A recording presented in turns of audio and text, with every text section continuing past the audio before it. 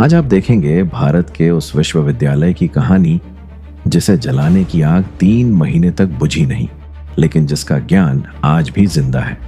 नाम है नालंदा। यह है द हिडन भारत की सच्ची कहानी। कहते हैं जब दुनिया अंधकार में थी तब भारत के नालंदा में ज्ञान के दीपक पूरी दुनिया को रोशन कर रहे थे। यह वह स्थान था जहां 10,000 से ज्यादा विद्यार्थी और 2,000 आचार्य ज्ञान की तपस्या में लीन थे। यहां शिक्षा कोई काम नहीं, एक साधना थी। जब दुनिया के अन्य देश बेसिक लिखने पढ़ने सीख रहे थे, तब नालंदा के स्कॉलर्स एस्ट्रोनॉमी, मेडिसिन, गणित और फिलॉसफी लिख रहे थे। यह था भारत का असली ज्ञान योग। नालंदा का स्थापना 5वीं शताब्दी में कुमार गुप्ता प्रथम ने किया था। गुप्ता वंश के समय कुमार गुप्ता ने इस स्थल का नाम अपनी देवी नालंदा के नाम पर रखा, जिसका अर्थ था ज्ञान देने वाला।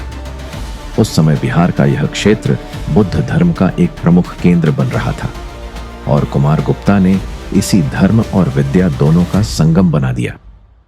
अगले कुछ शताब्दी में हर्षवर्धन और बुद्ध सेना जैसे राजाओं ने नालंदा को और विकसित किया। हर्षवर्धन के समय नालंदा अपने सुवर्ण युग में थी। दुनिया भर से यात्रा करने वाले लोग यहाँ आते थे और भारत को टीचर नेशन के रूप में देखते थे। नालंदा में चांस मिलना आसान नहीं था। विद्यार्थियों को कठिन प्रवेश परीक्षा देनी पड़ती थी।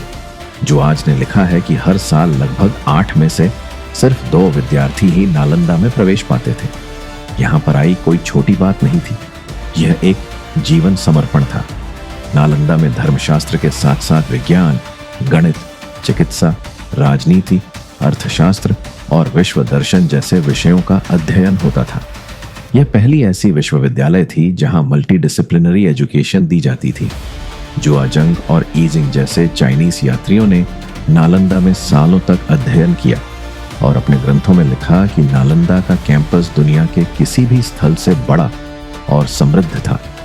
जुआजैंग ने लिखा, मैं दुनिया के कई देशों में गया, लेकिन नालंदा जैसे विद्या का स्थल कहीं नहीं देखा।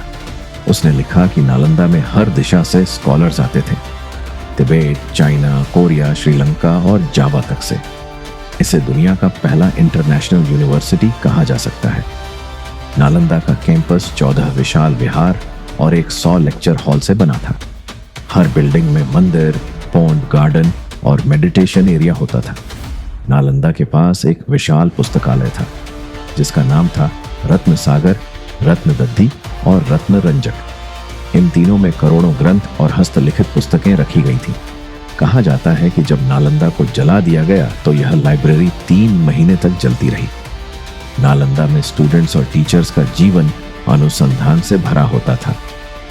सुबह 4 बजे ध्यान से दिन की शुरुआत होती थी। फिर पढ़ाई और विचार विमर्श खाना सरल और साइक होता था।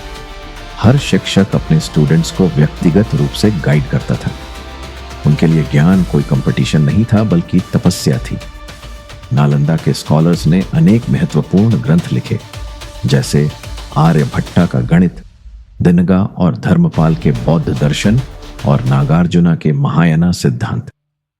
यहां से निकलने वाले स्टूडेंट्स दुनिया के राज दरबारों में जाकर शिक्षा देते थे। भारत की संस्कृति और दर्शन नालंदा के द्वारा दुनिया तक पहुंचा, मगर हर ऊंचा शिखर कभी ना कभी गिरता है। 12वीं शताब्दी के आते आते भारत पर तुर्क आक्रमण का समय था और इसी दौरान आया वो दिन जिसने भारत के ज्ञान युग को एक झटके में समाप्त कर दिया। 1193 सी में बख्तियार खिलजी, एक तुर्क अफसर, बिहार पर आक्रमण कर गया। उसने सुना था कि नालंदा में ढेरों धन और धार्मिक ग्रंथ है। जब वह अपनी सेना के साथ नालंदा पहुंचा तो उसने बिना सोचे समझे सब कुछ जला दिया। नालंदा के पुस्तकालयों और विहार को आग लगाई गई। जो भिक्षु और आचार्य थे उन्हें तलवार से काट दिया गया या दास बना लिया गया। कहा जाता है कि लाइब्रेरी की आग इतनी भयानक थी कि 3 महीने तक धुआं आसमान में छाया रहा।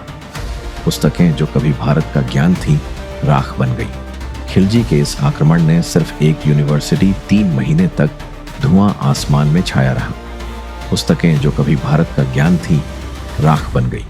खिलजी के इस आक्रमण ने सिर्फ एक यूनिवर्सिटी नहीं बल्कि भारत के ज्ञान का सबसे बड़ा प्रतीक मिटा दिया। उस दिन के बाद भारत के टीचर नेशन होने की पहचान धुंधली पड़ गई। इतिहास के कुछ पाठों में लिखा गया है कि कुछ भिक्षु नालंदा से बचकर तिबेट और नेपाल भाग गए और वहां उन्होंने कुछ ग्रंथ बचाए। उन्हीं ग्रंथों से बाद में बौद्ध धर्म और विश्व दर्शन ने फिर से जन्म लिया। नालंदा धीरे धीरे भूल जाई गई। मिट्टी और समय ने उसे ढांक दिया। 19वीं शताब्दी में ब्रिटिश आर्कियोलॉजिस्ट अलेक्जेंडर कनिंघम और जेडी बेगलर ने पहली बार इस स्थान पर एक्सकवेशन किया। उन्होंने 11 विहार, 6 मंदिर, मूर्तियां और लिखित रिकॉर्ड्स ढूंढ निकाले। बाद में आर्कियोलॉजिकल सर्वे ऑफ इंडिया यानी ASI ने नालंदा के विरासत स्थलों का विस्तार से सर्वे किया। हीजिंग और जुआजियांग के वर्णनों से मिलती जुलती संरचना मिलने के बाद यह स्पष्ट हुआ कि यही वही नालंदा थी जहां से भारत ने कभी दुनिया को ज्ञान दिया था। आज नालंदा विश्वविद्यालय एक यूनेस्को वर्ल्ड हेरिटेज साइट है। 2014 में भारत सरकार ने इसके नाम पर एक नई यूनिवर्सिटी शुरू की, वहीं जहां कभी पुरानी नालंदा थी। यह नई नालंदा पुरानी की तरह एक इंटरनेशनल कोलैबोरेशन का केंद्र है, जहां से फिर से भारत ज्ञान का प्रचार कर रहा है। लेकिन सवाल यह उठता है कि हम समझ पाए कि नालंदा हमारे लिए क्या थी। वो सिर्फ पाठशाला नहीं थी, वो एक विचार था कि ज्ञान सबसे बड़ा धन है और सबसे बड़ा शास्त्र भी। नालंदा ने हमें यह सिखाया था कि युद्ध से नहीं, सोच से दुनिया बदलती है। आज जब हम मॉडर्न टेक्नोलॉजी और AI के युग में हैं, हम फिर से उसी सोच को जीवित कर सकते हैं कि ज्ञान कभी समाप्त नहीं होता। उसे जितना बांटोगे वो उतना बढ़ेगा। नालंदा जल गई थी, लेकिन उसका ज्ञान हमारे खून में है, हमारी सोच में है। बख्तियार खिलजी ने सोचा था कि नालंदा को जलाकर भारत के ज्ञान को मिटा देगा, लेकिन भारत का ज्ञान कभी मिटा नहीं, वो सिर्फ रूप बदलता गया। नालंदा का पुनर्जन्म हुआ और भारत ने फिर से दुनिया को दिखाया, हम हार नहीं मानते। नालंदा सिर्फ बिहार का गर्व नहीं था, ये भारत की पहचान थी। ये दुनिया के लिए प्रेरणा थी कि ज्ञान और समृद्धि हमेशा एक दूसरे के साथ चलते हैं। आज जब आप नालंदा के विरासत स्थलों पर खड़े होते हो तो याद रखिए, यही वो जमीन है जहां कभी मानवता ने अपना सबसे बड़ा ज्ञान लिखा था। ये कहानी है हमारे इतिहास की, हमारे गर्व की और हमारी पहचान की। नालंदा जल गई, लेकिन उसकी रोशनी आज भी हर भारतीय के दिल में जलती है। अगर आपको लगता है कि ऐसी सच्ची ऐतिहासिक कहानियां हर भारतीय तक पहुंचनी चाहिए, तो हिडन भारत को सब्सक्राइब कीजिए, क्योंकि यहाँ हम बताते हैं वो इतिहास जिसे दुनिया भूल गई पर भारत के दिल में आज भी जिंदा है।